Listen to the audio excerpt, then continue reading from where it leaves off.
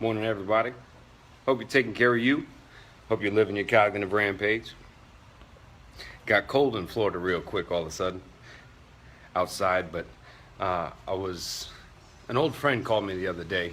Shout out to you, Greg Sims, guy I grew up with, just to reach out, and we exchanged text and talked again this morning. But we talked about reaching out to old friends, right, and trying to keep them on the forefront. And I really love that idea, and I've been trying to do the same since moving back home. But on the side note, he made me think about the stories that we tell that comprise the narrative of our lives, or the epic story of our lives.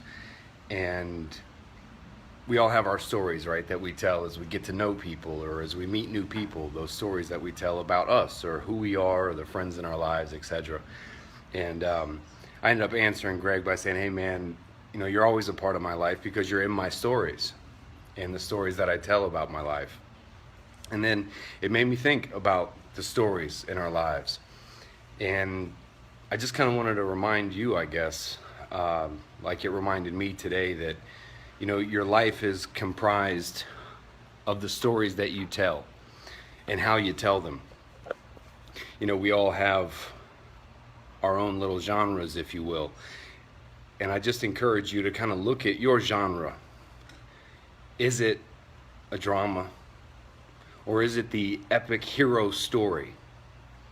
Look at the stories in your life. Look at the stories that you choose to pick from your memories that you believe comprise who you are, or what you believe. Focus on those stories and how you tell them. Because if you don't like the life that you're leading at the time, well, you can always change how you tell the story.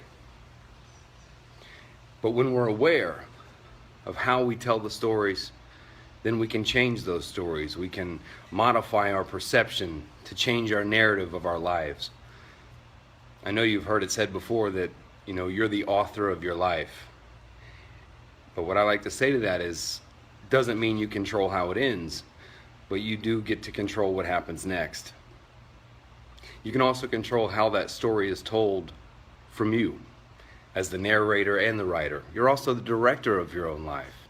You get to set the scene, and you're also the actor or actress in it as well. But how you tell the story matters. Look at those stories. Remember those people in the stories. Reach out to those people too. Say hello to them again too. Don't forget, because those people and the experience that you shared with them, well, compiles your life and your narrative.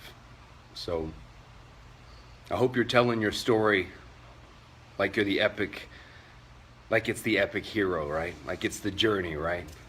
Like it's the Iliad and the Odyssey, right? Telling the story of the triumphs, the failures, and the failures that taught us most. So truly the failures end up being the greatest gifts that we get from life, correct? But tell your story well. Tell it proudly. Tell it true to your perception. But just watch how you tell it, yeah? Hope you're taking care of you. Hope you're living your cognitive rampage. Love you.